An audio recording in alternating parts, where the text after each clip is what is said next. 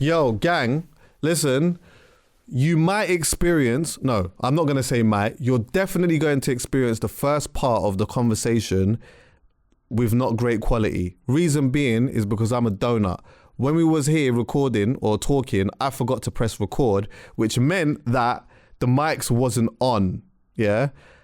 I've decided though, because the cameras was on, I'm going to take that first part of the convo that is missed through the mics. I'm still going to use it because it was interesting, and we're just going to boost the audio, and then you'll hear me talking, or us talking the way that we was talking, yeah? I do apologize about that, but sometimes I'm just a donut, innit? And it just happens that way. Enjoy the conversation. Don't forget to like, comment, subscribe, do all of that type of stuff. It does really boost and help us a lot. So, yeah. Enjoy, yeah? Yeah, man. Like, I actually listened when you just pointed, like, I don't know what that was. You know what? I guess I go in and out of, you know, like the passion, know what I want. Yeah. And then like, so when I do that, I get into that mode and then I snap out of it hella quick. What, like I do that. I do notice, yeah. I go like serious to jokey in like literally a Kanye second. Style. Yeah, Kanye style. But also as well, sometimes I realise that like, I could say something and it comes across like really harsh or whatever, and then I'm like, oh no, let me just soften the tone a bit. I say so much stuff that if someone else said it with no tone, like with no person, I don't know how to describe it. Like if they just said it, it would be mad. Like sometimes when I hear the stuff I say out loud, I'm just like, raw, like, and no one duppied me. Like this. Oh, was it serious? Yeah, not like not on a mean way. Just like I just say what I'm thinking. Okay. And then. And obviously, you know, I'm quite creative with how I express stuff, yeah? Right. But if I don't know, sometimes when my friends say back or they say I said something ages ago, I'm like, I said that. Yeah. And no one picked up on it. Not it just was, yeah. But I don't think I mean things meanly anyway. Well, it's not so you don't have like a mad sort of like mean, orrery kind of. Nah. Do you get what I'm saying? But do you know what I do like though? What? I love the fact that you speak up. Yeah. Like, and in the moment. Yeah, but you know what? It's not something I thought was a thing. I thought everyone just would say stuff. What? Do you know how much people don't speak up? You have to speak up, man. I think that like the percentage of people that don't speak up is so much higher than the people that do speak up. And I guess like it does come down to context or whatever, but like even just generally speaking, a lot of people don't speak up. It's hard to speak up, so maybe I don't know. Yeah. Do you know what it is? It's going away, yeah. The amount of arguments I've had in the shower by myself where I wish I'd said something. You can't. Oh my god. After a certain length of your life, yeah, you're just like, no, I might as well just try and say it in the moment. If it doesn't land, it doesn't land. Right. But I can't. Yeah, no, I need to say something. Hey, that is a funny one. To be fair, because that happens to me. That had only really happened to me within relationships in the beginning. Really? Yeah, where I felt like shit. Like I never said nothing. Nah, like I never said nothing, or like I didn't pick up on something. Do you get what I'm saying? Or maybe I wasn't engaged in the conversation in the way that I should have. And then I'm in the shower, or I'm in my yard, and I'm like, what? Like, how comes I didn't say? And do you know what? Now, bad habit. I'm bringing up this argument again. Yeah. I'm trying to find a way. We need to heal. To now. Yes, definitely. We need to heal. Definitely. I'm not gonna lie. That's the petty in me. Yeah. Do you know what I clocked about you? Because you know what? You're quite it's hard to say something bad about Chuckie. In my experience, yeah. Like I can't. And then I was like, you self confessed a few times, yeah, that you're petty. Oh my god! And I can see how it could happen. Massively petty. Yeah, I clocked a few bad things about myself over the last couple of months as well. Go. Really? We're gonna do let's do it. Wait, okay. What was the thing that my sister said? Oh, it's not coming to me. It's gonna come to me. I think. Well, your sister said something to you. Yeah, my sister said something, and I totally agreed, but I can't remember what it was because it was one of them conversations we were vibing, and she just said it and I was like, I can see that. Did you? So when she told you that at the time as well, did you know? Like, did you pick up on it yourself? Did you like straight away be like, oh, you know what?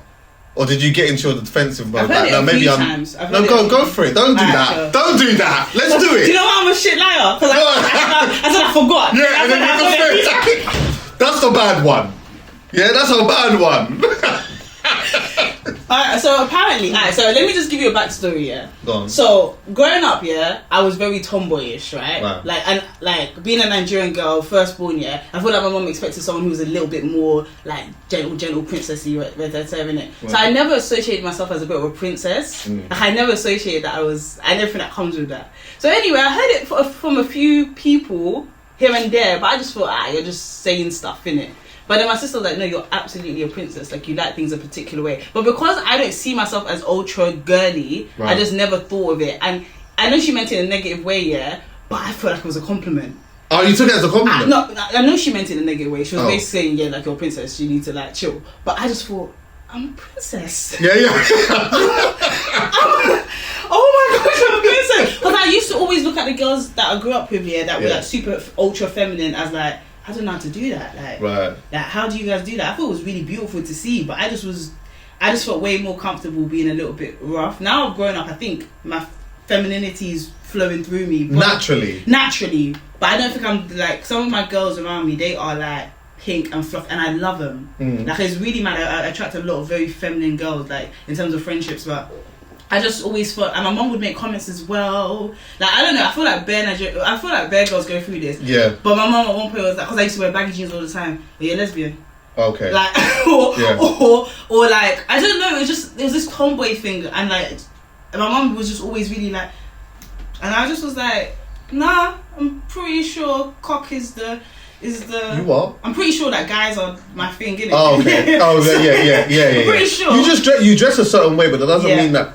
Like, that's the thing, innit? I mean, look, I understand though. Yeah. From a generational aspect that, like, parents or our parents may not necessarily understand that, but now we understand that, like, dressing a certain way doesn't mean that you don't like sausage, or dressing a certain way doesn't mean that you like sausage. No, but it wasn't just that. It was just even the way, like, I didn't gravitate towards, like, just anything that she felt was super feminine growing up. Yeah, like, doing makeup. So I had crazy acne when I was younger. So makeup was not the next step for me. The first step was, can we sort this out, please? Like, so I didn't gravitate. The makeup was something I explored at uni, not something I did before that. Like, so I was. Sorry to interrupt you though. See, like, when you are young and you get acne, isn't usually the default to wear makeup before actually. Ask me when I got acne. When did you get acne? 10, 11. Oh, mad. Do you know how young that is? Yeah. I was in year 5. I remember the day it started. Like, because it was so intense. It was like not cute. It wasn't like when people say I have 1-2 spots, I'm like, lucky mother. Like, you had a mat. I had like a whole, like, it was a rocky road. Like, it was serious. So and I had it for a couple of years. I think, yeah. Did you know? I mean, you was young, but do you know what caused it? No, I don't know what caused it, and I had it like quite ongoing for like quite a long time, and I had to go see a dermatologist and everything. Right. And I had it well into uni as well. Like, but by uni, I kind of knew how to like manage it. But it was super intense, and people come to you with like the dumbest things, like, don't eat chocolate. Oh yeah. Chuckie, when the guy I was dating. He acted like he didn't know I had acne. Like, we've been dating. Like, and then what? And then boy up later on, now that you're in, like, the honeymoon period's done now. He came to me and he was like, oh man. I was like, what's up? But we've been dating for like a couple like weeks now. Do you know what I mean? And he was like, so, you know, like, I think you're pretty. I think all of that stuff. I was like, okay, cool. You know, this is cool. But he was like, I think you need to stop eating chocolate. What? Chuckie, I didn't eat chocolate. Like, I didn't eat. Do you know at this point, yeah, people made me so scared of food, yeah, that I was literally bread and water, and egg. Bread and water. Like, I was so scared of anything with oil, because I genuinely thought this was self-caused, the way everybody would react to me. Yeah. Like, it was such a weird stage. I mean, it was such a weird stage of my life, and it was so ongoing. But I definitely firmed it. I think it's how I learned to like banter, witty, because I remember Ryan. A boy in school. Right.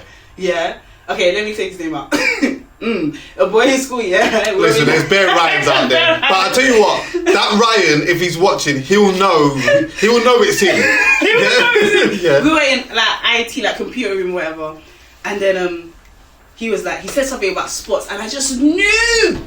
I knew he was gonna do one of them ones where he was gonna make the joke about me. Like, he would say, I could hear him in it. So I just piped up and I just made a joke before he could make a joke. Right. And that's when I learned, if you're fast, Yeah. they can't get They can't get If you. you own it, You know they what? can't get at you. That changed my life. That is a great one. And it's changed made me my life. realise as well, like, I think that especially in school, you realise, well, for me anyway, it's like, you realise if you get your clapback game up here, then people are very reluctant to want to, unless they got loads of claps in them and they can take it a certain way or whatnot. And the majority of people can't take it. Yeah. They can give it, but they can't take it. Yeah. I think, you know what? I had like a couple clapback specialists in my school, but I was never a clapback specialist. You don't seem like a that. clapback. I weren't a clapback You seem guy. like a hold a grudge. Yes. Yes. I'm gonna be honest with you. That's one of my bad ones. That was one of my bad ones. And I still kind of got. I mean, I'm healing, but I still got it in me. Yeah. But like, I think as well though, I held it. I used to hold grudges. How long? But then we used to then like address certain things aggressively in school. So that was like my way of dealing with that. Having people around me that was able to, you know what I mean. But I think as well, my one thing that I did was, it wasn't the clapback thing, but I think it was more that once I managed to get a bit of control in school and outside, there was a part of me that was like, you know what, I'm not really going to deal with certain people a certain way, because I just know that I just don't even like it when it's me. Yeah. And because I don't have the clapbacks in me, it's not within my personality to clap back. Like, I mean, I do it sometimes now. Sometimes I'll give a little something, but it's just not within my nature to do that. Yeah. I'm like, I'm going to not put myself in a situation for someone to do that to me, but I'm also not gonna feed that whole stuff that's going on, because I feel like I would know how that would feel if it was me. Do you get me? So that I've kind of always been on that thing. But the grudge thing, oh my god. Boy, I swear I've held some for time. You seem it. For time. And then you know what? That in the past, I've held the grudge. And like all 3 years later, if I've got the opportunity to bring it up, I've brought it up to get my point across. And you know what? And there's a couple of times I've done that and it's backfired because I was wrong. I held the grudge. And I worked out the argument in my head, and all 3 years later, I've brought it back up again, and only just to be wrong. And you know what? I hold a grudge about that too, because I didn't even like being wrong. No, we need a therapist in the room. What? I did not like being wrong. However, now different. I can be wrong and still feel it, but I can accept that I was wrong, and I can also accept that this feeling that I'm feeling right now is ego. It will pass. It will pass. I can clock my ego now. Like, I can clock when it's me and when it's her. Right. I can clock it now. Because that bitch, she's sneaky. Right. I'll be feeling righteous about something. And I sit with it a little bit longer, and I was like, I don't think I would have felt that way if X, Y, and Z, and that's when I clock it's the ego. So I clock when she's involved. And I can still feel type of way, but I don't do as much about it. But how big is your ego? Not how much you show it. Yeah. But how much you feel it. How big is it? She's there. What does that mean? I was talking to a sweet one like ages ago, and he was the first one to mention to me that I had an ego. Oh, okay. Yeah. How did you take that? Huh? How did you take that? I didn't listen to him. That was the ego. That's not here, you. I want to talk about it. It was that bad. I'm joking. But he was the first person to mention it. Once again, as someone who I feel like in the past didn't always stand up for myself, or didn't always I did always stand up for, but no, sometimes I feel like I didn't. I let things slide when I shouldn't have, with younger times. So hearing that I have an ego, I'm stubborn, I'm a prick. Like, hearing those little things from certain close people in my life, it makes me think, oh, well, look at me standing for what I like. That's how I kind of interpreted it. But anyway, but I think the ego is she's definitely there. But you know what it is? If the ego is starting to mess up with the goal, I'll drop the ego. Oh, 100%. I will drop the ego real quick. Like, I can clock when it's when it's poisonous. Yeah. Like, I don't know if it's like a London thing or I don't like to say anything is a black thing, but like, I don't know what it is, but there's a certain element of just like your winning persona has a bit of ego. It has a bit of like, I'm here. Like, do you know what I mean? So I don't really like to dilute her too much. Yeah, my ego never messes up the greater good, or like the like the end of something that I'm trying to, or we're trying to achieve. Do you get what I'm saying? No. If there's a group of us that are trying to do something or whatever, and my ego is being touched a certain way, I won't let that become too much of a thing. Yeah. But I tell you what, I feel it though. Yeah, I feel big. it. I'm telling you, like my ego is like sometimes, but I just know it's there, innit? I'm just like, you know what? This one here is this is the ego thing. But do you know what it is? I feel like the ego also comes from, like, my ego might actually be a good baby, you know, because it only comes from how I feel like I would treat you in this, like, Definitely. I never expect you to do something that I wouldn't do to you. Do you know what I mean? I don't come out warring. Yeah. So if you do something that I'm like, oof, you're taking a piss, this shows a lack of respect or something. Yeah, respect. That's a big one, like massive. As in, I didn't realize how big, like, it's a big one. For me. Massive. Like, yeah. But I think also, like, depending on the situation, I think, my ego won't even allow me to act mad though. Or be embarrassed. Yeah. So like, you know what? If I feel, and this could just be ego as well. If I could feel that, like, you know what? Maybe something's not being reciprocated in the way that I want it to be reciprocated, there's a part of me that's like, you know, like you're feeling certain things and you might want to say certain things, but I'm like, you know what, I am not about to look crazy, right? Or I'm not about to allow someone to interpret me acting crazy. So my ego stops me from doing that. Oh really? Yeah. So my ego will stop me from chatting to someone. See, like, I don't know, when it comes to like romanticals, I feel like my ego goes on annual leave. Like, completely. Here's the thing though, remember what it takes for Koi to get romanticals. Like, remember what it takes. So if you've already climbed full Mount Everest, it's gone. Then she's tired now, isn't it? Yeah. Like, so, no, but no, on a serious note, like, yeah, I feel like when I like you, I don't think about all that stuff until after it's done. Then I'm like I had a flashback the other day of some embarrassing shit. Like, and I can't lie to you, I cannot share this, so just firm it. But I just thought the stuff I was saying, I was like, that's embarrassing. What, to that person? Yeah. If you don't mind me asking, was just having an argument? No, there wasn't an argument. It was just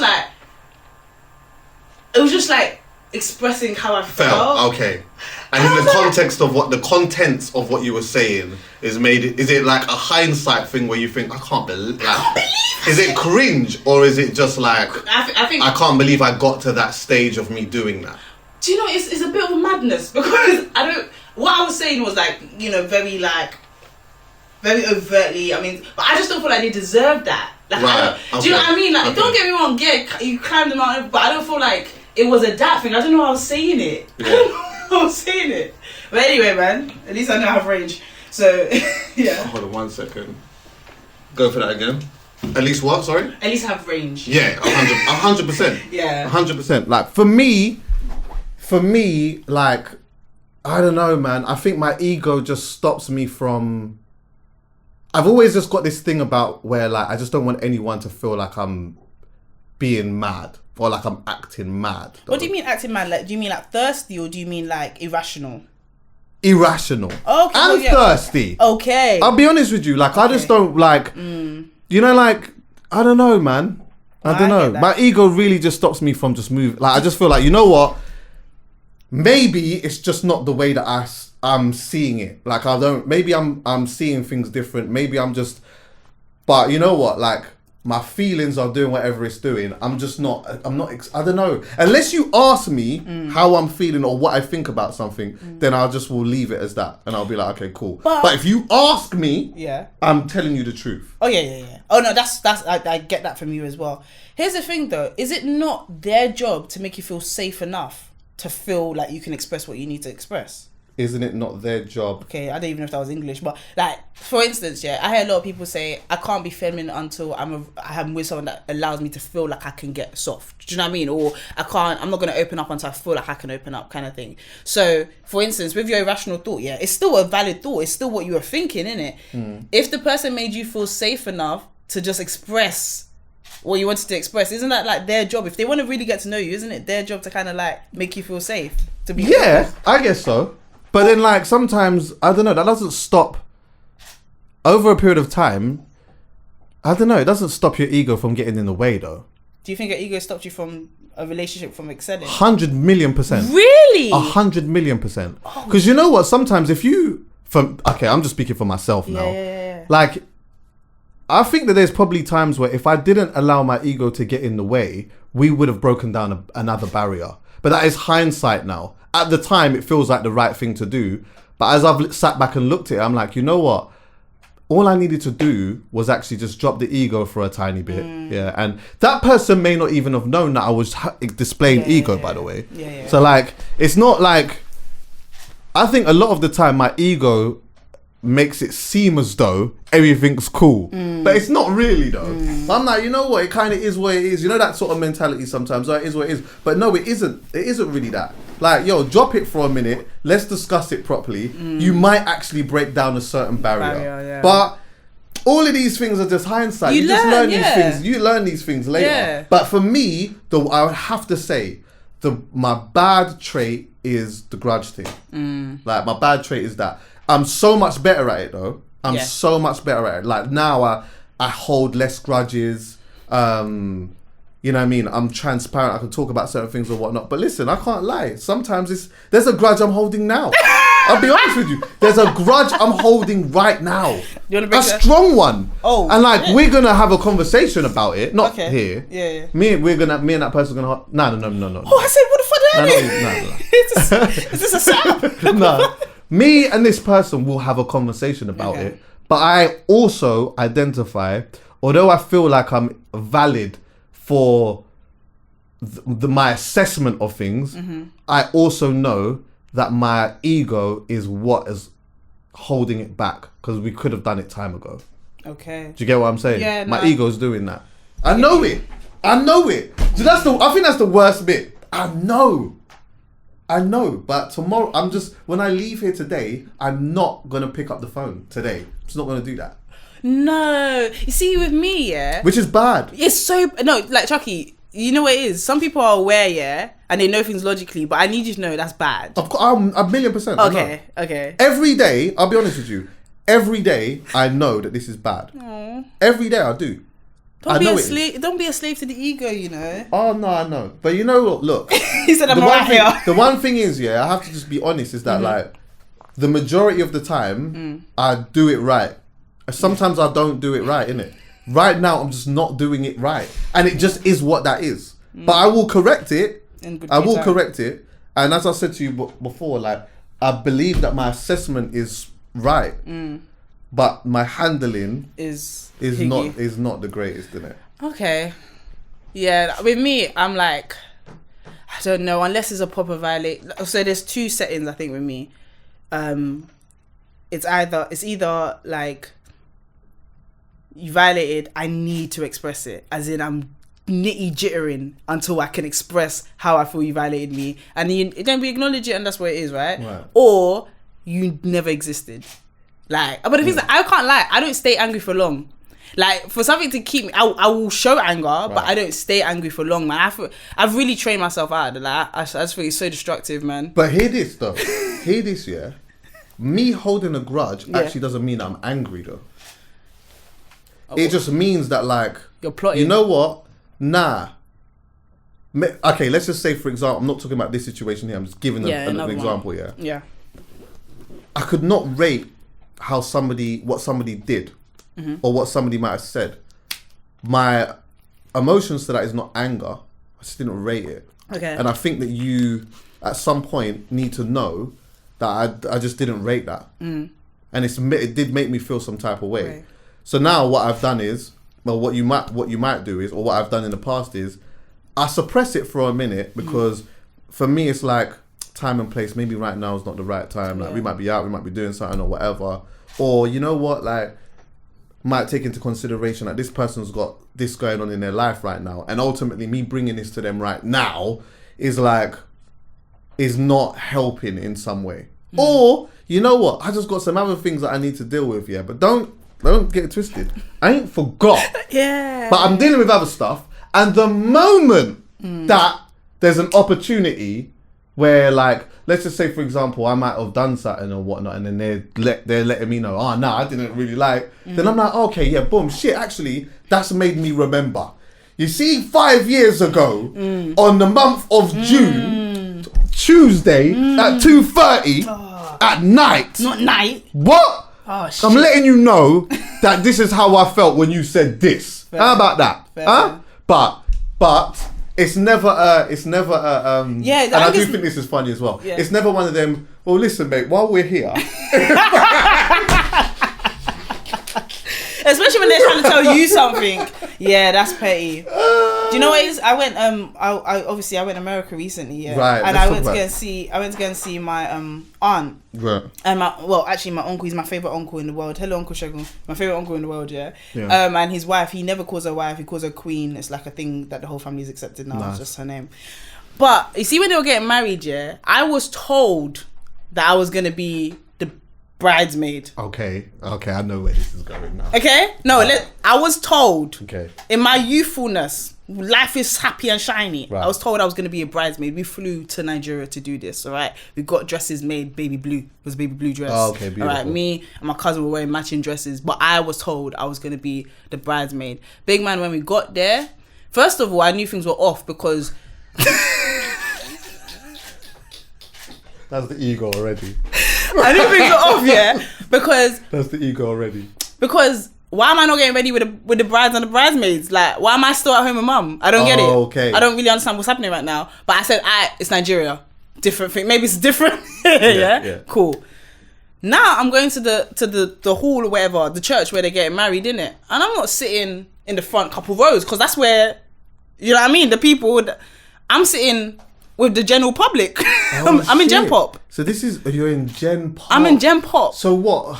Wait, there's more. This is on the day now. This is on the Chuckie. If I could cry, this is on the day. So what happened to the blue outfit? Did you not? I'm wearing the blue outfit.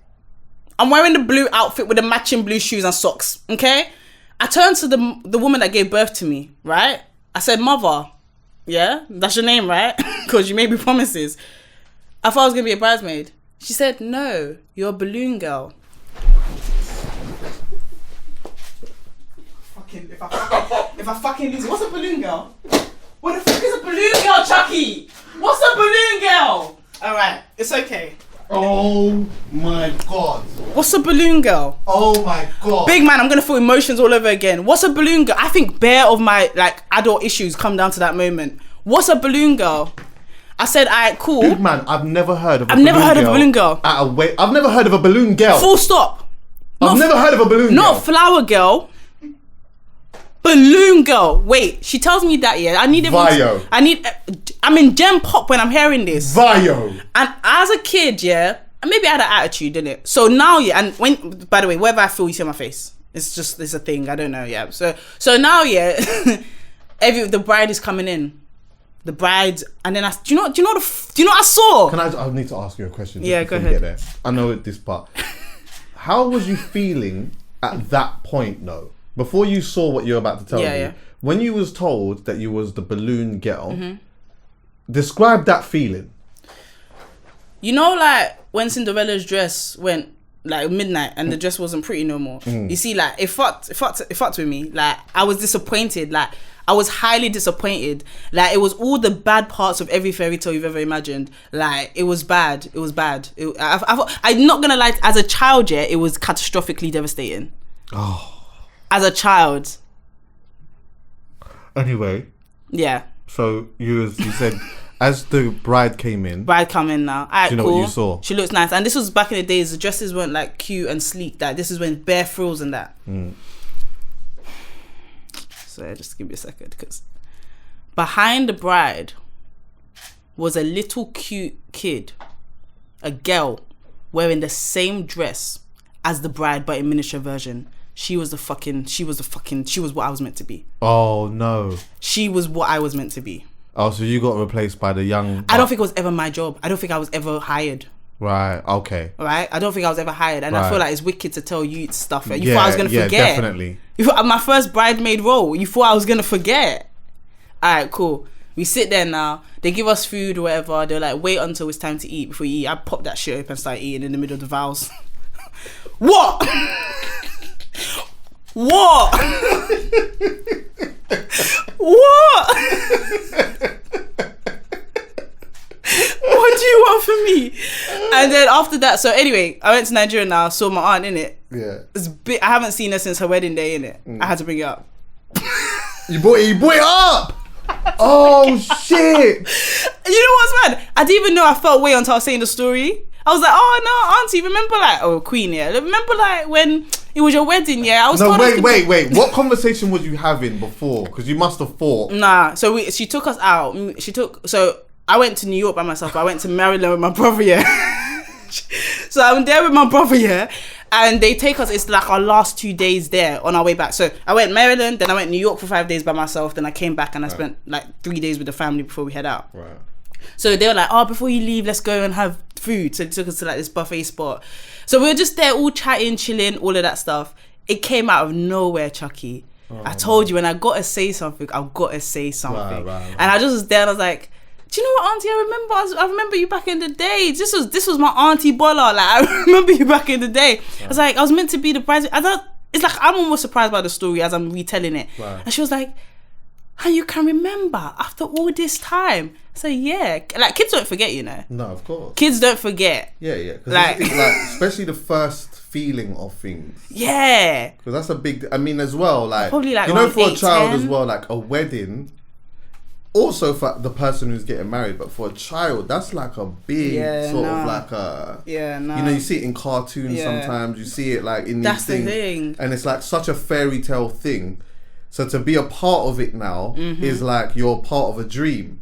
Then to find out that actually, you're the balloon gal. One more question no one asked me. Was there a balloon?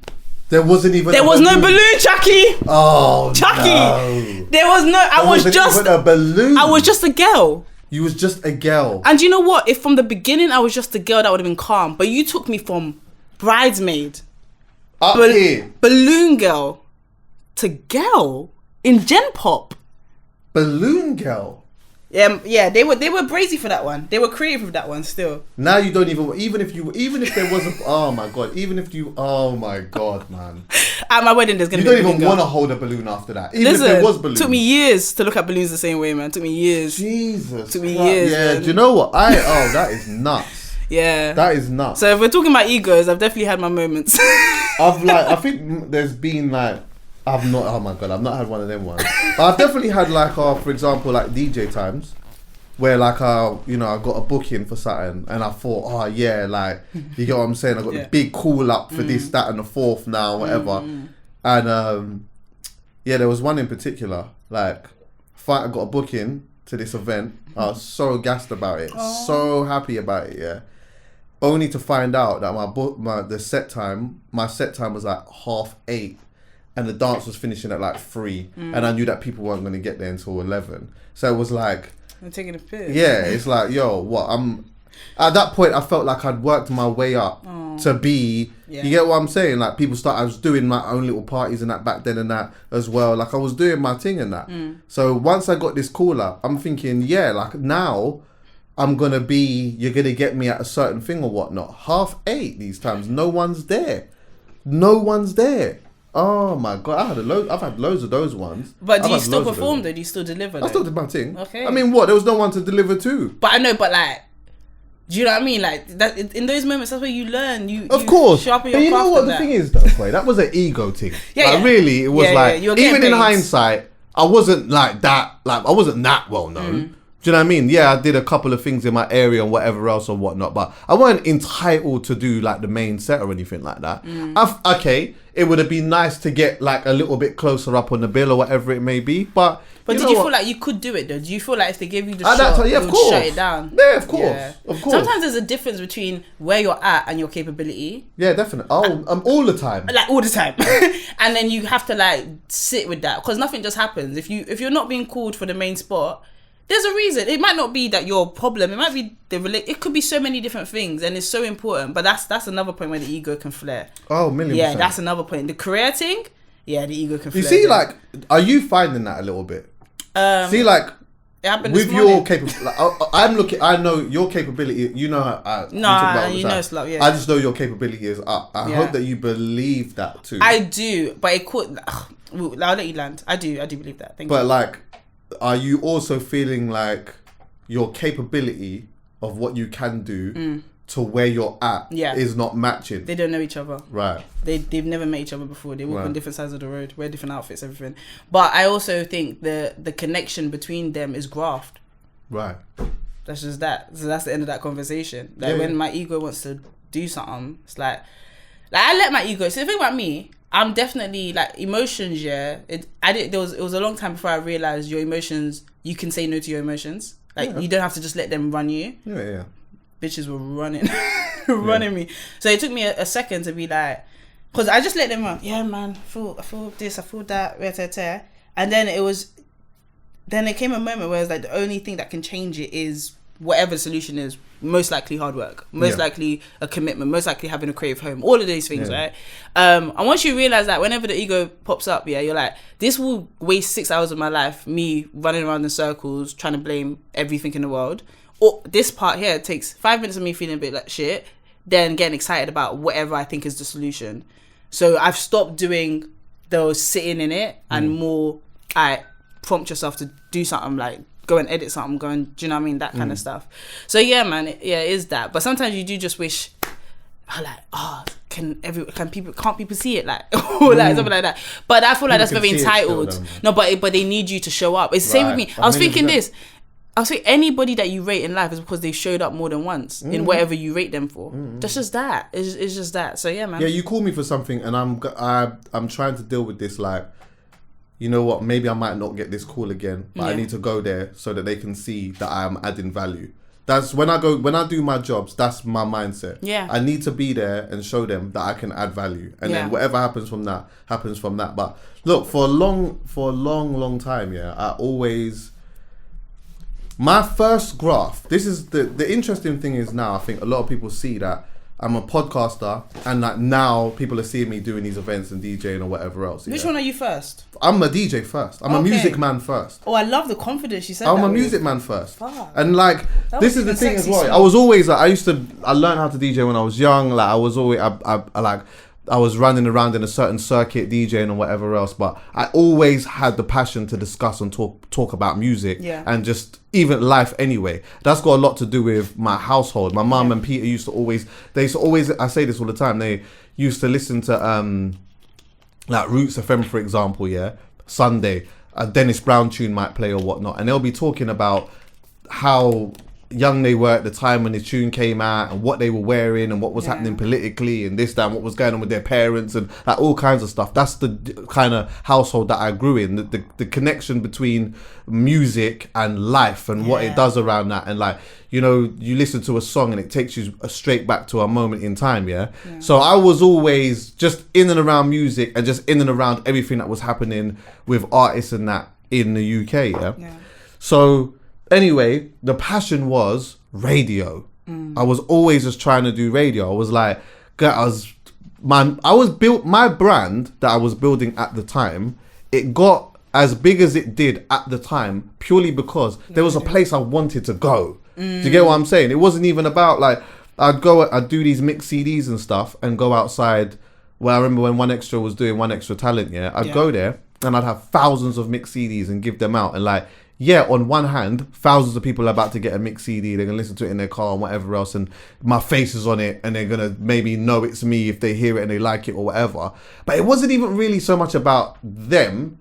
It was about One Extra seeing me doing this. I needed them to see that I was out there grafting, and two things worked in a sense that like, they saw me grafting, but also I'm giving these out to thousands of people. It's like, when I then like would go carnival or whatever, some people would be like, "Right, I recognize you, like from you could do a mix CD or whatever." So it was that, but it got to a point where I was like, I'm working, I'm doing certain things or whatnot, and I'm like, I was doing a Bang Radio, which was like a community radio thing, and I knew that like my ability was good enough to be able to do it at a certain place, but the dots just was not connecting to the point where, you know what, for a strong period of time, I just started to think, nah, maybe I'm just not good enough. Maybe I'm not good at it.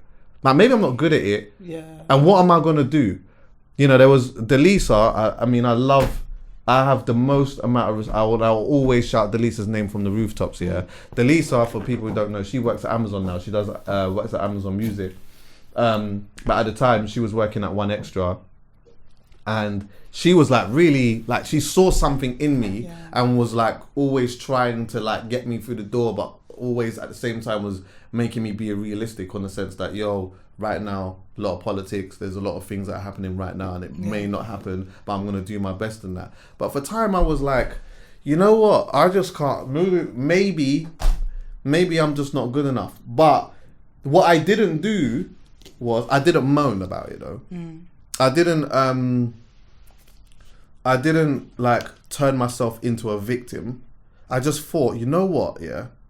I just have to just figure something else out. And it was so, I tell you what, yeah, it was, I'll be honest with you, it was actually so demotivating watching people that I knew had never even done radio before get on radio. That was hard for me because then that really plays with you at times because you're like, wait, what is it that they're doing that I'm not doing? Like, what is it? Like, what is happening? Like, why is this happening? But I internalized a lot of it, and I did speak to a couple of my brethren or whatever else.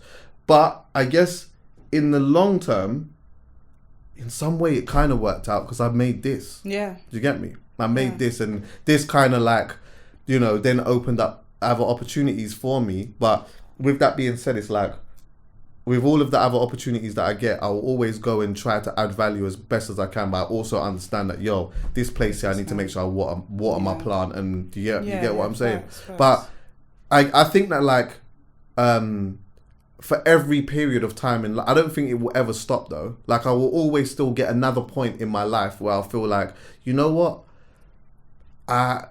My ability, as far as I'm concerned, maybe this is ego, is saying to me that like, I could do this now. I'm here, and to a lot of people that is like a high. But like, I could do this now. But the two are just not really, like, and what am I supposed to do? What is the thing that I need to work out in order to narrow the gap? Or do I need just a shift in perspective?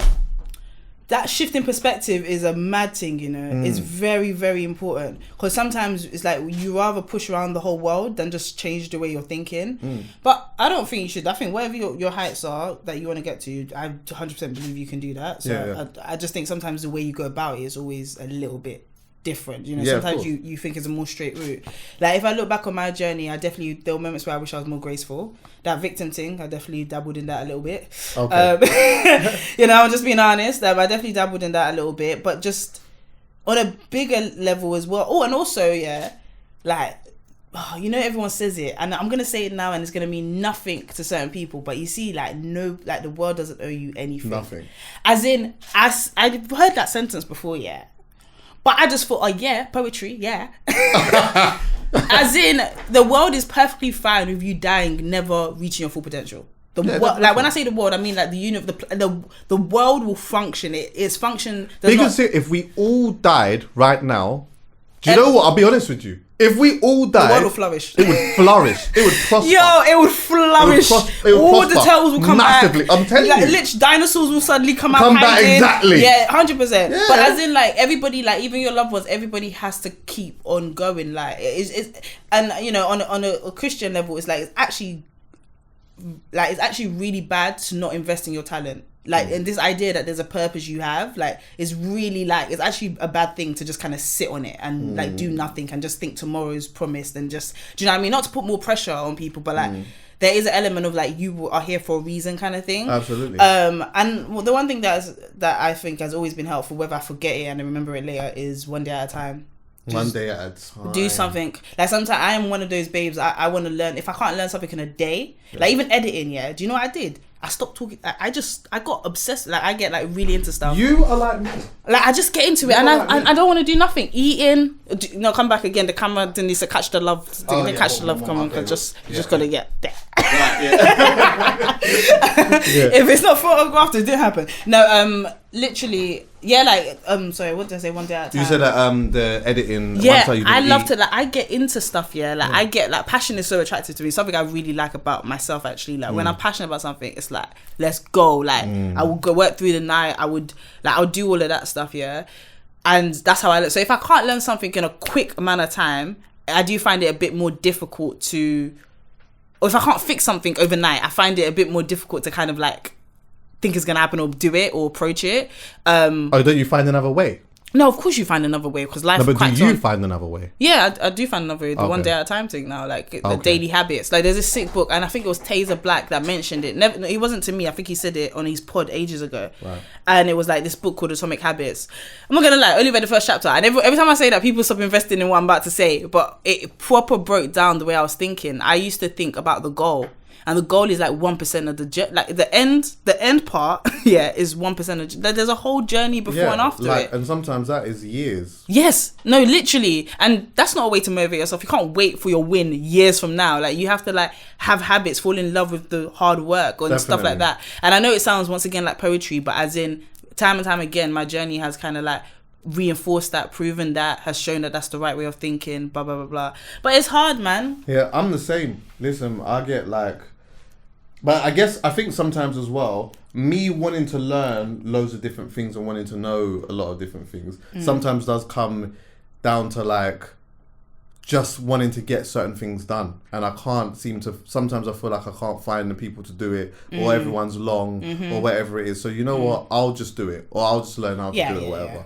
And I later on down the line, I did have to like really start saying, no, Chucks, like you do actually have to just put your little bit of trust in people and just allow them to do it. Because I am not like, you see like the building the team thing, in the beginning, I just wasn't even on that. Because it was like the one time, you know, like you ask someone to do something and they're just long as, oh, fuck, I'll just do it. And you get into this routine of like, I'll just do it. I'll just do it. I'll just do it. I learned how to do this, that and the fourth and whatever else. And sometimes this is good as well because you're self-sufficient. One, I'm self-sufficient. And two, I know how it's done, so you can't rip me off. You can't take me for a dickhead. You get what I'm saying? You're telling me that something's going to take you a certain amount of time. Wait, okay, so hold on 1 second, mate. You're telling me it's going to take you a certain amount of time, yeah? And this is your fucking job. And I can do it in a quicker time and it's not my job. So what's going on here? Yeah, there's quality control benefits for sure. You understand what I'm saying? So there's all of that type of element still, but it's a skill, like learning how to like have a team. Like I actually found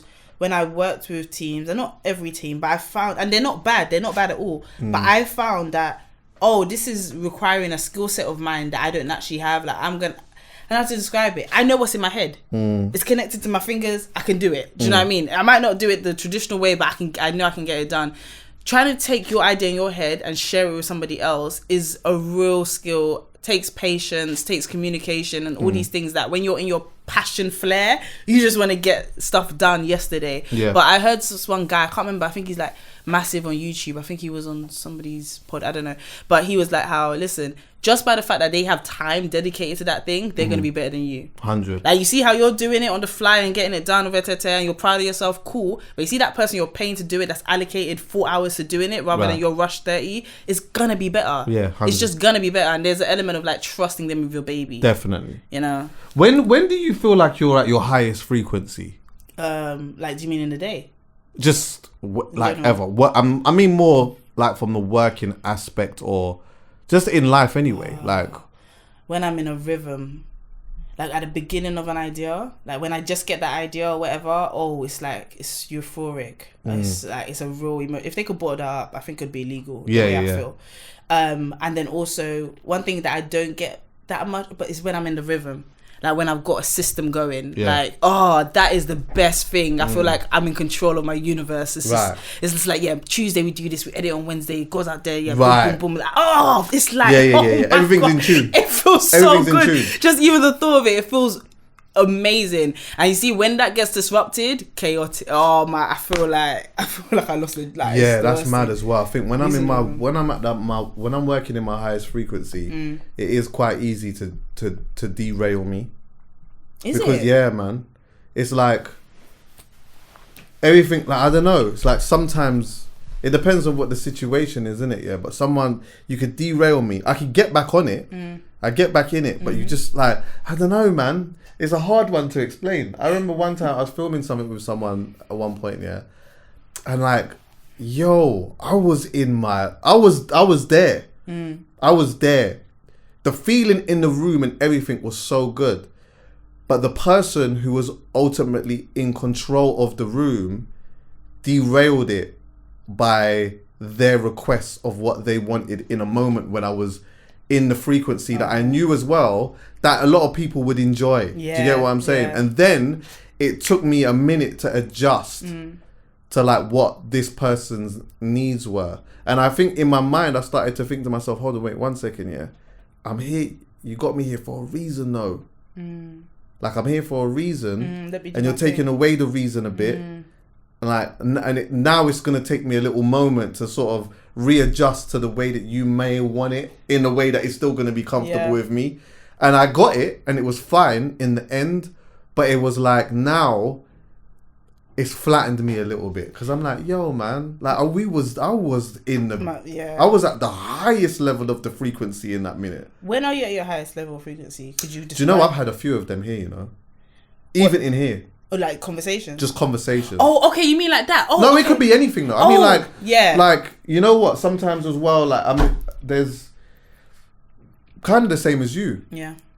It's like I've had a few plans on something. Like a couple of ideas, it might have taken a little while to get them off the ground and that. Then we start getting them off the ground. And then when I start getting them off the ground, you know what, I'm hitting this person and like I'm asking them for something or the other and they're like, yeah, I can connect you with thing. Like, boom, yeah. When it feels like God is in your corner. And then as well, you start connecting other people with certain things. Do you know what? I'm going to CC you with boom, boom, bang, and we're going to do this. Bam, they start getting their thing going on, which is in the benefit of what we're all doing here. And then everything starts moving a certain way. You know what? Like even elements of when we've been doing these R&B parties, I felt like, yeah, we're working at a really good frequency. Yeah. Even though there are times where we disagree on like where we want it to go, things we want to do or whatever, yeah.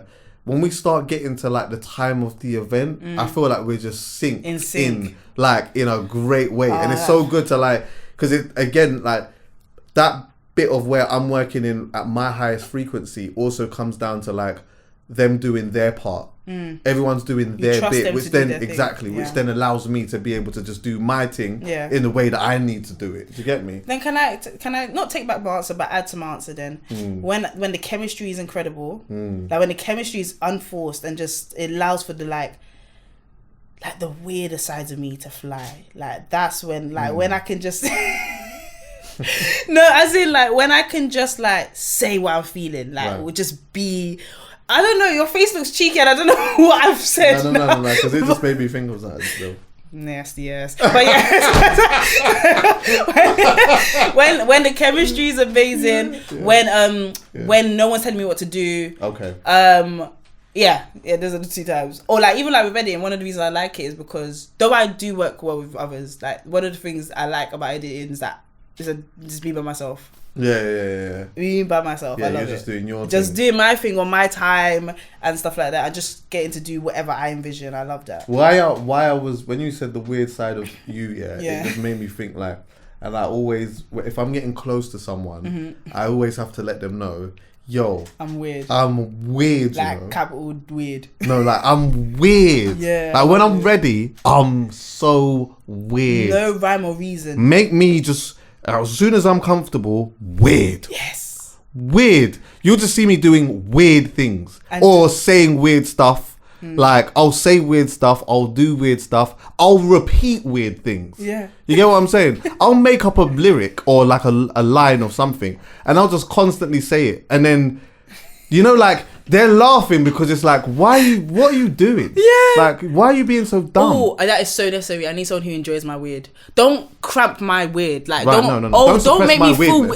Don't make me feel weird about being weird. No, exactly. Because you're weird. Right. For doing that. Like, let me be. Oh my god, I dated someone who didn't let me be weird. Oh, it was prison. No. It was Fort Knox. Yeah. It was horrendous. Yeah, I can never go jail. back there. Yeah, it's jail. It really is jail. That's a big in level Texas. That's a big. Oh my, exactly. In Texas. That's a big level of suppression. Yeah. Look, I can't do it. You know what? If you're gonna do anything, just kick back. But what I would like you to do, join in. Join me. Join me in the weirdness. Yo. Yeah? Have you ever been with someone that just joins in with the weirdness? Have you had that yet? On a romantic level? Yeah. Probably not. Probably why. Nah. If I did, I wouldn't be like... It sounds fun though. Actually, no, let me think. Go on. Let's see if I can find something. Okay, maybe 1.5. Maybe 1.5. 1.5, yeah. Okay, go on. No, there was something to it. Okay. I wouldn't say like I haven't had that moment where you're like, yeah, I'm with my fellow weirdo. But I've had people that I feel like embrace the weird. I got a brethren here. Let me see if I can find it. My friends embrace the weird well. I love them. This Don, I will not speak to him for ages. And we just get straight to the weirdness out of the blue. I have not spoken to him. I have not spoken to him for what? Like, literally, maybe even the beginning of the year. He messages me, on Tuesday, the 20th of September, and he just put, "You thought I was feeling you. That ... a much am I a bitch. I get what I want." Do you not know that's ISIS? I just messaged him back and I said, "Hoes be speaking Japanese." I hit him with the karate chop. And that was it. Do you know what? That was it. You know we just did not, that was it. It wasn't even a, "Yo, bro, how are you afterwards?" That was that. You're alive. That was it. That was me. Then right. My person, Christopher Mensah. Not me giving his government. Christopher Mensah is my dog. We met when we were 11. We stay weird. Right. Like, we stay weird. To this day. His birthday's like 2 days after mine. Right. We stay weird. That's my Christopher Mensah. Is it? Yeah. As in, the first time I felt 100% free to be me was with Chris. Back at science class. Are you crazy? The teacher was here, yeah? Me and Chris would turn our chairs so we're not even looking at the teacher and just banter the whole time. Sometimes some people just get it. Gets it. You're just in sync. He gets it on a deep level. Like, even the good and the bad, the jokes, the humor. Our humor is so dark. May no one ever hear it. Oh my May God. no one ever hear it. Our humor is so deplorable. I didn't even know I knew that word. Go on, Quay. Like, listen. Yeah, Chris is my dog. Like, yeah, that's my dog. Do you know what? Even, oh my God. You see that's my this dog. Don, yeah? Even dark humour is. Do you know when I think about some of the things that I'm gonna mute this part. But sometimes, like, just casually, he'll just say, "Oh, like, this is bad. It is bad still." But like, we might be talking about, like, let's say for example, chopping someone or whatever. Yeah. Then he'll just go, "Yeah, I just went." Yeah, cut that out. Yeah. Cut that out. But you know what? Do you know what? But do you know what the baddest thing is? Me and Chris would have been there. Even then, you know, like, he'll say that, but it's not, I don't register that as funny. Yeah. That's how we will just chat. And we'll just keep talking and then I'll just say something mad. But like, sometimes I look back and I'm like, "Oh no, yeah, we say something." If anyone saw the text thread, oh my God, Shade Barrow. Listen, Shade, I'm done. Shade Bowl will send it to the Shade room. They'll send it to the Shade room. Yeah. Actually, yeah. I don't know, because at this point, I don't know what I'm aligning myself with you, with what you just said. Yeah, no, my our thing is different. No, but I don't know if it's that different, because when I think about what, like, don't let me forget to take that out. Yeah, clap. Like, when I think about, like, the stuff that we joke. We joke in whispers, like, it's just but it's just good because we just know where we're coming from. We know it's just us playing with the fringes of society. Like, we just know it's us seeing how far we can go till it's just funny. It's never evil. Always woke. You know, like, I didn't to see today, just on a flip one. I didn't even ring you here for a certain reason. I just wanted to just check up on you, and see how you was, and just like, I saw your best friend the other day. Did she tell you? Did one of them. I don't know which one it is. Don't make me sound like the babe that has. I don't know how many best friends you got, but surely you probably know the one. How are you deep in all my friends though? I don't know who's because I've never met her before. But she told me that she's a very, very close friend of yours. Where did I meet her? I met her at the boxing. She was at I don't know if she was at the boxing though, but she was at Top of Social. Huh? What's she look like? I think she's mixed race. Alright. And she's got Well, does she do radio? Did she go to the Caribbean place with us after your birthday? Does she do radio? No. Oh, okay. No. Do you know what? I say she might mix race, but she might be like, I don't know, like she might be, I don't know, she's like, I don't know where she is, where she's from. You know, some people just look racially ambiguous. Like, I don't know where she was from, though. I don't know whether she's mixed race or whether she's like... Does she look like she's from Malawi? Malawi? Yeah, I'm just trying to pinpoint who it was.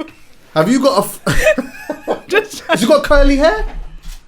This is the next thing. I've been guilty of this before, where a woman's come to me and said to me...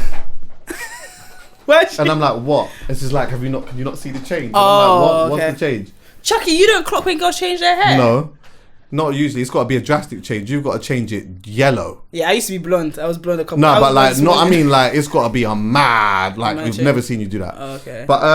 But yeah, what you don't know? What you don't know what I'm talking about? No, I don't. You literally said biracial, ambiguous, potentially mixed race, maybe from Malawi. What? She didn't even tell you. I'm a little bit upset. I feel like somebody would have told me that they saw. Yeah, man. Like, but she came over and she was like showing hella love. Anyway. Yeah. But anyway, all my friends like you. She'll see this and she'll be like, what? Whatever. Anyway, but you know, like, yeah, man. I just wanted to see you, chat to you. See, I know you was away for a little while. You went to America and whatnot. I loved it. Huh? I loved it. It was filthy place. It was New York you was in, innit? I went for the whole time? No, went to New York for 5 days solo trip, and then I spent some time with family. How did you find the 5 days on your own? In a different country? It was that far away. Mad refreshing, mad unnecessary. I could have done that in Europe. Like, as in, New York is definitely somewhere I probably should have gone with people I knew. Why? When I was out there, I asked all my friends, if you know anyone in New York, connect me, blah, blah, blah. And they did. Right. Do you know what I mean? But that was like day 1, day 3, day 4. But you see, day 2 and day 5, like, I just went on walkabouts by myself. And I was like, everything would have been a bit more high tempo if I was with at least one other of my friends. Yeah, maybe someone that was from there. Right. But I did have a really amazing time. I didn't realise it felt very healing. I feel so much up. Like, we spoke when I was back in DC, Maryland. We spoke. But, it was amazing. It was really, really good. New York is filthy, but... Proper. Like, big rats. I didn't see a rat. I didn't see a rat, but I saw human shit in the subway. What? Human shit in the subway. And I knew it was human because no dog does that. Yeah, it was human shit. I figured out, once I figured out the subway system, I felt very free to travel. I felt very safe. I was in Manhattan, but I spent a lot of my time in Brooklyn and stuff because there were certain parts of New York I wanted to see. Yeah. But it was amazing. It was really, really definitely, good. I mean, as it's natural, you look how big that place is. But, you know, they've got a lot of problems and that over there as well. Oh, I remember when I was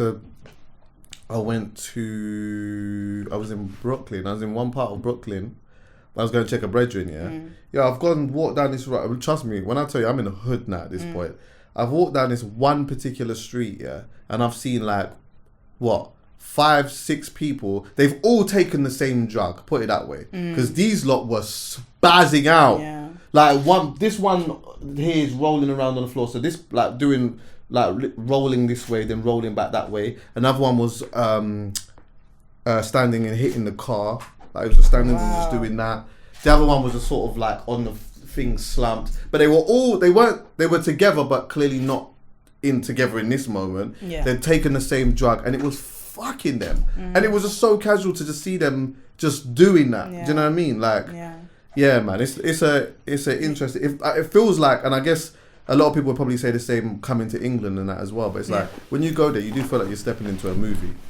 Yeah. Or a game. Yeah, no. I mean, even everything from the size of their buildings, and everything, it's just, everything is so recognizable because obviously a lot of, what feeds the black identity in terms of movies and shows is very much from America. Yeah. And I just went there and I felt like I stepped into shows I've seen before and stuff like that. Yeah, 100. But the things I wasn't I don't know how I didn't deep this, but it's just the amount of homeless people. Yeah, it's mad. And then I think I saw 5, and only one was not black, but they were in a state, and at first I saw homeless person. We have homeless people in London as well, but it felt like every guy I saw was a black man. Is nuts. I didn't see any. I'm not saying there's no homeless women, but I didn't see women. I saw black men, just tons of black men on sleeping on the trains, and it wasn't just sleeping, talking to themselves. Every single one of them was talking to themselves. So it was like there's a really compounded issue here, and nobody's actually going to do anything because their country doesn't benefit. They're like the outcast of society, innit?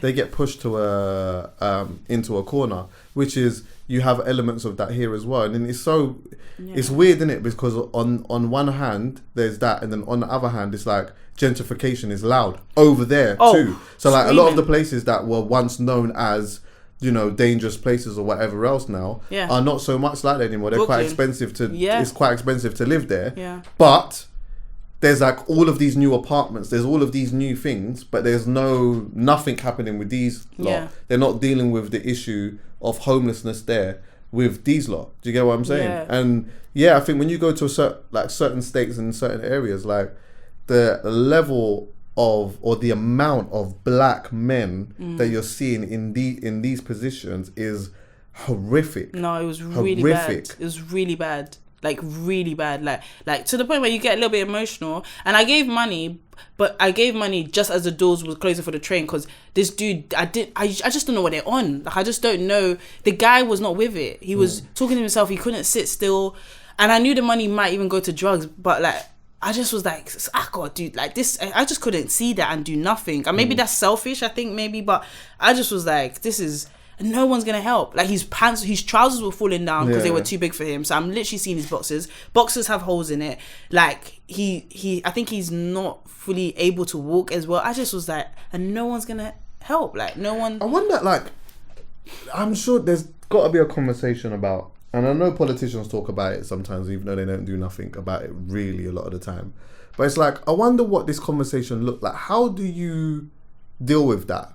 Like, how do you deal with that level of, like, I guess there's having the conversation on like how you prevent it from happening is completely different to like how you deal with it when there's so much of it. You get what I'm saying? Like when, you know, there's generations of people on the streets. You know what I mean? You've got people that have like, all they've known is the streets because their parents was on the streets essentially. And it's just it's just passed down and passed down and passed down. But I wonder what it looks like in how you actually combat it, because sometimes with some people there's like so many different issues in it at play. There's addiction, whether it be drugs, whether it be alcohol. There's abuse. There's mental health aspects of, you know, things that are going through people's minds or whatever it may be. There's so many different aspects to it. But where does the money come from to do that?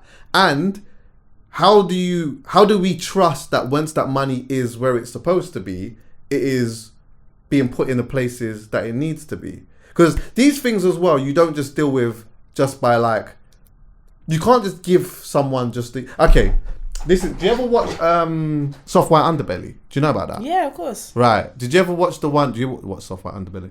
It's sick. And I've talked about it here before, It's a YouTube channel. Go and see it. It's a guy called Mark. Can't remember his surname, but he sits and talks to a lot of people that were originally on Skid Row in LA, which is a place that I've been to as well. See Skid Row? Absolutely mental. Absolutely. You see Skid Row? Yes. You see kids on Skid Row. It's insane, especially when you consider it's actually not even that far away from like wealth. But this is like one long street of extreme homelessness, addiction, prostitution. It's mental. I'm a curious person, but I think going there definitely made me think, Chuck's like ease up on this. If you're gonna do that, you go at a certain time. Like it's not a place that you're trying to go to late in the night because you just don't even know what the fuck's gonna happen to you. But anyway, interesting story that he had with a girl called Exotica or whatever her name is. That's not her government name, but she was prostitute. She had 2 kids, but she was also within like, you know, like a lot of gangbangers and that. And I'm not sure if you know, like with the prostitution thing, it works a certain way. So women, if you're a prostitute, you can't just be a prostitute by yourself. You have to have a pimp. If you then have a pimp, all of the money, and this is universal. This is not even just like one pimp doing this. Yeah. This is like a thing that they've got going on. Yeah, all of the money goes to the pimp. The pimps justify it by saying, you know what, we take care of them, whatever it is that they need, whether they need their nails done, they need food for their kids, they need whatever it is, but the money comes to us and we distribute the money accordingly and whatnot. Yeah. Anyway, Mark's talking to this one lady, and this episode did very well. I think it had a lot to do with the fact that she was attractive, and you know, like, I think the general public sympathize, this is wrong. When someone is like commercially good looking, we look at them and we think, wow, you're too good, like, why are you there? It's almost the same as like when someone's depressed. Someone who's like depressed and is commercially attractive, some of the first things that people say is like, what? Like, how are you depressed? Like, you're attractive. It makes it worse for that person. It's even when someone passes away and someone sees a picture and says, oh, but he was a fine boy. Yeah. As if death don't. Right. Like, do you know what I mean? Who's good looking? Like, what do you mean? I hear it. Big man, it's nuts. Anyway, he's like got her on, he's talked to her about her life, whatever. But what he then did was, he's got a charity. So I think people donate money, and a lot of people have donated money specifically for her. So he was like, yo, cool. He got her apartment for her kids and whatever, and took her away from the environment that she was in. She went back. Yeah. Well, she didn't even go straight back. I think what happened was, he said that she kept asking for, he was giving her an allowance, and then she kept ringing, asking for money, and it was getting more and more. And then in the end, he ended up going to the apartment. When he's got to the apartment, he's seen bare sex toys and this, that, and the fourth there, and that, only to realize that she was kind of giving the money back to the pimp or whatever. So I mentioned that to say that, like, the soft solution is for a lot of people, I'll give them a house. Let's just take them out and give them a house. But if we're not dealing with the root causes of these people, then they're always going to go back to almost what they have trained as a default. But then how do you deal with many different aspects of the issue? Do you get me? No, I totally get you. Like, the reality is, like, for someone, that's why it's such a big deal when somebody steps out of their life to take care of you, or steps out of their life to invest in you, or to even just say something nice to you. Like, I know that sounds so wishy-washy, but bro, that could make a massive difference, you know? Like, like this person, whoever's gonna actually help make that woman's life better, whether it's her being her own agent in terms of OnlyFans, or to her becoming just something, a suckle mum, or something totally different, becoming an assistant or whatever. Like, that person's gonna have to take so much time. I remember one time somebody was about to, trigger warning, someone was about to, and I was with, it was my first time presenting, and I was presenting with Word on the Curb, and I won't say who, I don't know if they want to be involved in the story, but we saw that this big guy it looked like he was fighting with this smaller guy, and I went to him, I was like, big man, you know the way the world is, like, this is looking mad, you know, like, he was like, nah, and I was trying to stop him. So then now he was like, but I've done my thing now and I need to go. So now we suddenly understand that this person's like, what are we going to do in it? And like, there was a guy that I worked with, phenomenal person, and he was like, he made sure that he followed this young man back to his door, not to his door, but to his area, got him off the I don't know kind of what happened, but we all just made sure he was okay. We tried to speak life into him, but someone with issues like that, you're not going to talk it away. Do you know what I mean? And it was just like, and then we spoke like weeks later, and I was like, yo, like, what's up with that guy, innit? And he was like, seriously? I took him home, I made sure it was okay, I called him to check on him, but you see, something like that actually takes like a lot of, you can't half be in it. You can't half be in it. Like, that's even probably more, I'm not going to say more dangerous, but like, he was like, I actually don't have the capacity to do more than what I've done. And it was so mad because he's a phenomenal person for even doing what he's done, but it's like, who's going to invest in, who's going to help, who's going to then take that on after? Who's going to take that on? And when you think about everyone dealing with their own day-to-day stuff, for someone to step out of that to help you consistently to the point where you actually are alleviated of your problem is a massive commitment. Is why people become saints. Do you know what I mean? It's a massive commitment, and I just don't know if in the society we live in there's as many of those people around. No. Like, even with your own friends, like when you have a breakup, like if a friend of mine has a breakup, I already know this is 4 months of the same conversation that we're gonna have to have. Do you know what I mean? That's just a breakup. Like, imagine if it was a drug addiction or abuse or traumatized past. Like, have do you know ever what I mean? witnessed addiction like in your life? What addiction? Like, not like for you, drugs? not you particularly, but like just friends or like family members or. Have you ever seen it? I've never seen. Ooh. I've never seen addiction in terms of drugs, in terms of like alcohol or like heroin or whatever. Yeah. But I do think that I was too young to see it then. But I may have come across someone having like a painkiller thingy. Like okay. But they're cool. They're fine. Like it's just I was like every day they were having like they seem not every day, but every time I saw them they were like, yeah, I need some. But I was young innit. I thought painkillers, but it was like quite a serious, it's not one you buy in the shop over the counter. Right. So when I look back, I actually went to that person. And I was like, yo, they're like, bro, I was going for a lot. Yeah. But they somehow stopped it. But I've never seen like the actual like dregs. Yeah, I've seen like, I mean, addiction. A big element of addiction runs through in my family. I've uncles and family members and that I've like really fell into things. Yeah. And I think, yeah, even with them, like, it's a massive process. None of these are homeless. And I think that it is difficult in this country. It is definitely difficult in this country. But I guess like we do have like certain systems, benefits that are like, although they're not perfect and they're not great, and then maybe they may be worse than they once were. Like at one point they might have been better, but the fact is we still have them. We still got housing. We still got flipping NHS. You know what I'm saying? We can go to the hospital. I appreciate NHS when I was out in America. I appreciate you go to America. Listen, if you go to America, and something happens to you, big man, if you don't have that in order, your insurance, that's racks. You're done.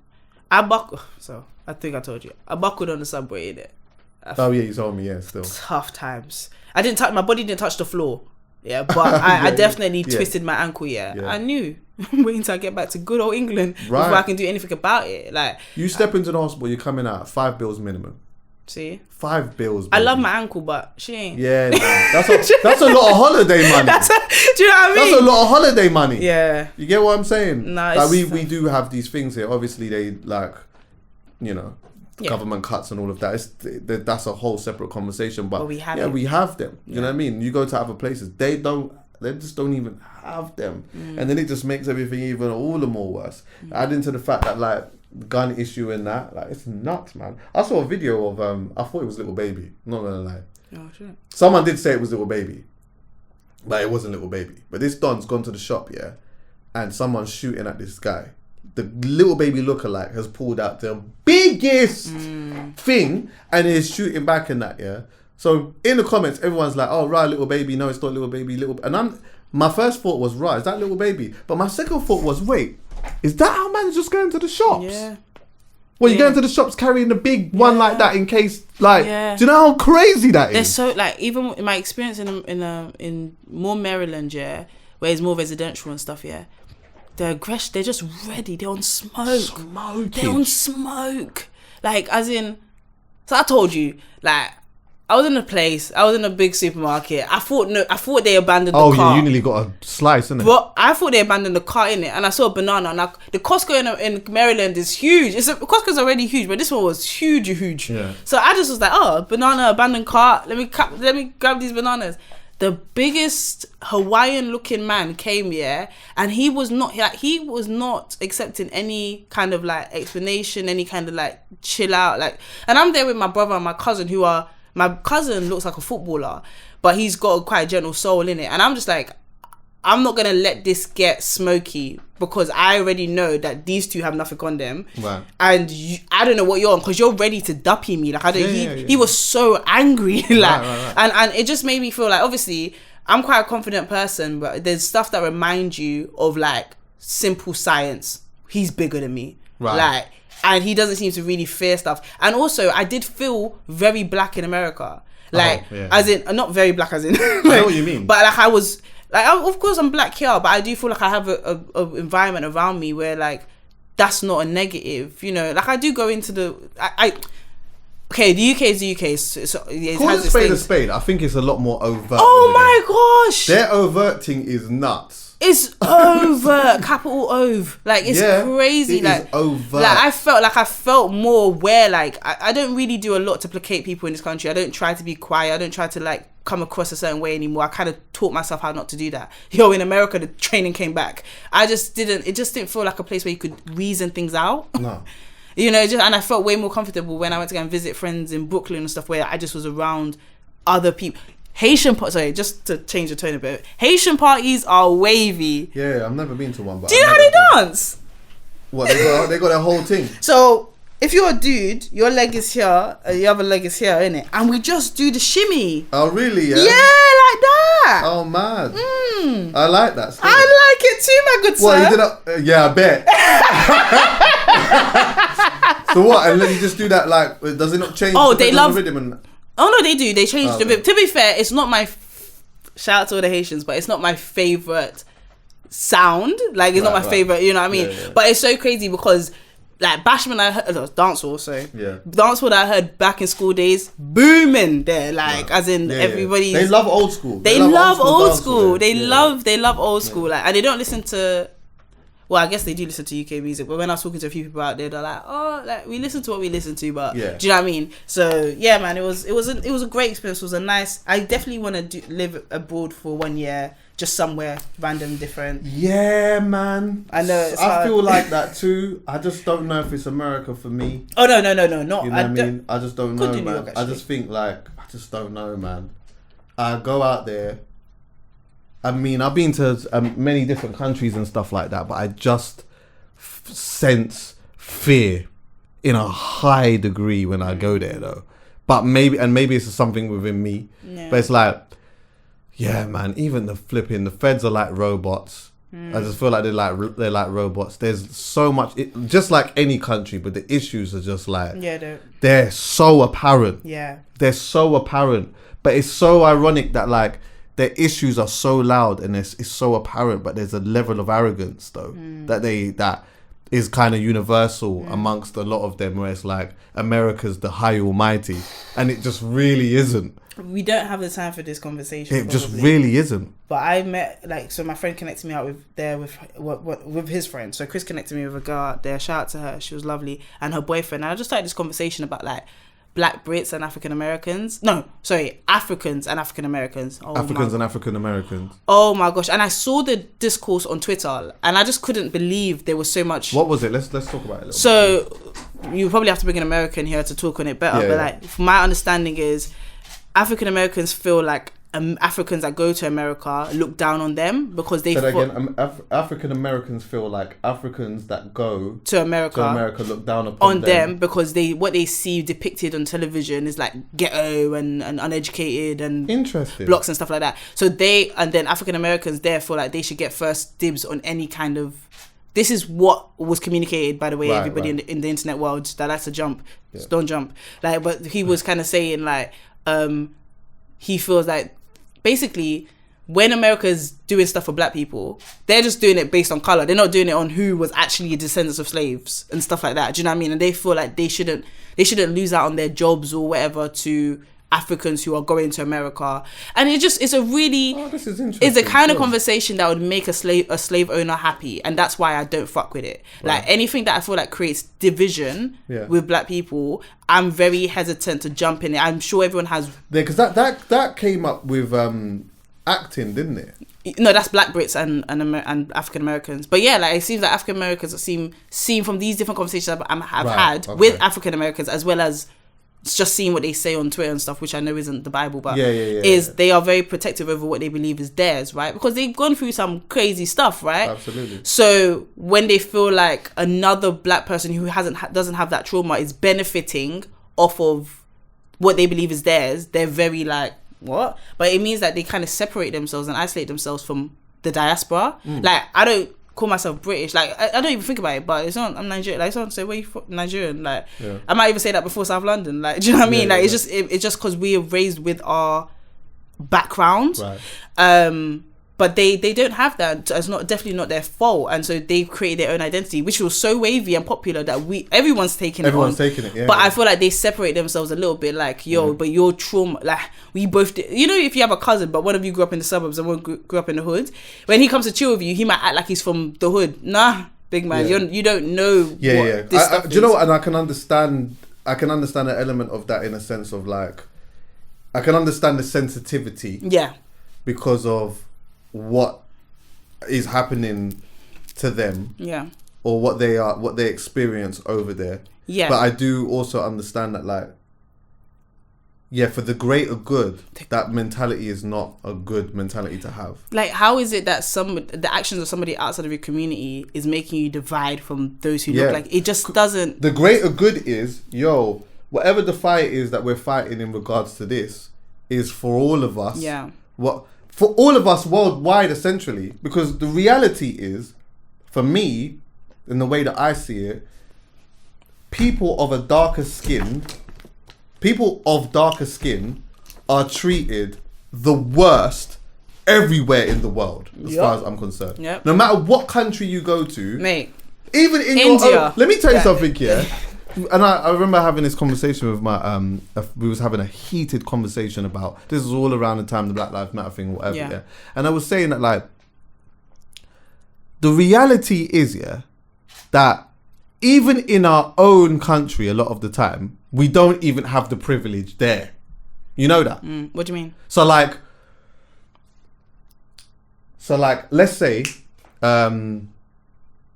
like even in Jamaica. This is going to sound like a controversial thing to say, and I understand that, like, let me land here. Yeah. No disclaimers. It's like, you're almost deemed as though, see, like, if you're a white person in Jamaica or whatever, people will naturally, it's as if you're not born there. But even if you are born there, you will be seen almost as a higher class immediately. It could be, that class could be that you come from money, or it could just be like a certain privilege that you have with that. So even in your own country, that the privilege that you feel like you should be entitled to, you don't have. So then imagine going to a country where you are a minority. That same minority that a white person will experience in being in a black country, that privilege that you will get, or that they may see you as, you don't have that as a minority in someone else's country. Do you understand what I'm saying? Of course I understand. Someone wouldn't, if I went to, I don't know, let's say I went to Poland, they wouldn't see me as a black person who comes from wealth. Immediate. That wouldn't be an immediate assumption. Oh my God, there's a black don. Like, must be from the, or he comes from the, immediately I would be seen as the inferior. Or if I'm not seen as the inferior, I'm just seen as, he probably is an actor, he's a rapper, sports person. You know what I mean? He's on TV. Yeah. You get what I'm saying? I used to go to countries sometimes back in the day, and like straight away they'd be 50 Cent. I get Beyonce. I'm not Wham. Yeah, I'm not tall. Honestly, I don't look nothing like this dog. Big man, I had Kane Row. 50's never had Kane Row in his life. I'm literally like 40 shades darker than Beyonce. I don't understand what's going on here. I don't understand it. No, and you're right. That's something actually I didn't travel. I traveled. I had a horrible experience when I traveled to Turkey one time, wrongfully accused of a crime. Like, it was a whole story. Yeah. By the way, it was sorted out that day. It wasn't like something that I've been having to fight or anything like that. But yeah, it made me really scared because, so I don't know how to say. Okay, fuck disclaimers, man. So we were in Turkey, and there was a settlement. So a lot of British people had gone to Turkey, bought up the houses there, blah blah blah. One of their daughters got duppied, right? And it was black girls that did it. An eyewitness said, I didn't realize they had a Facebook community. They managed to control the police to come to our house. They were like, you know, when the police are there, but you can see. They brought the dad to that. Like, it was a terrifying experience, and it made it very clear to me, alongside just being aware as a person, that wherever white people go, they are given the grace of being more than good enough or better than of the place that they're in, right? Whether it's their country or whether it's another country. If a white person goes to Nigeria, there's a fuss. There's like I'm not gonna lie, there's like a you don't see everydayness about it, right? Cool. But what I feel like as a black person, I don't think I've ever gone somewhere and thought I'm going, unless it's like gatherings or whatever, but I don't think I've ever gone somewhere and thought being black is what's gonna be the lick here. Like that's what's gonna make this an easier experience. I have felt that, but do you know what it was? Every time I felt that, I was DJing. Yeah. Or I was performing. Yeah. It was a performance thing that gave you that. And then you know what, even when you peel the layers back, it's not even then just that, it's then just skin tone. So like you look at, you was gonna say Indians. It's like the darker you are as an Indian or as a person over there, is the less privileged you are going to be seen because of that. That's because the whole slave trade thing affected. Like, do you know what I mean? Like this idea of the closer to white. Do you know what's mad? So I interrupted you. Do you want to finish your point? I watched Good Hair for the first time ever. It was this thing done by the guy that Will Smith slapped. I'm so sorry, Chris Rock. Oh, Chris Rock. Yeah, and the narrative of that, the mentality behind that. Yeah, sorry, that's not his. That's not his name. Sorry, that's not his name. He's an actually successful comedian with his own legacy. But anyway, the you can hear in it just so many like microaggressions that we have against ourselves. Like I don't know, like. Everybody suffered from this idea that if you're not white, you're not good enough. At some point, everybody. And I don't know, I think as people, as part of, we need to have more grace for ourselves, that some of us have unlearned that quicker than others. Yeah. Do you know what I mean? Like, I don't think we have any grace for it. Like, no. Yeah, I'm lucky. I'm in South London. I'm surrounded by people that look just like me. The ability to like celebrate myself is way more frequent than if I lived in Shropshire. Yeah, definitely. Do you know what I mean? Where am I going to learn self-love? Like, even if I see online, when I go outside, my neighbour that I've lived next to for 12 years still holds their purse tight. Do you know what I mean? Like, I just feel like internally, in this conversation, we don't have much grace for one another. No, exactly. But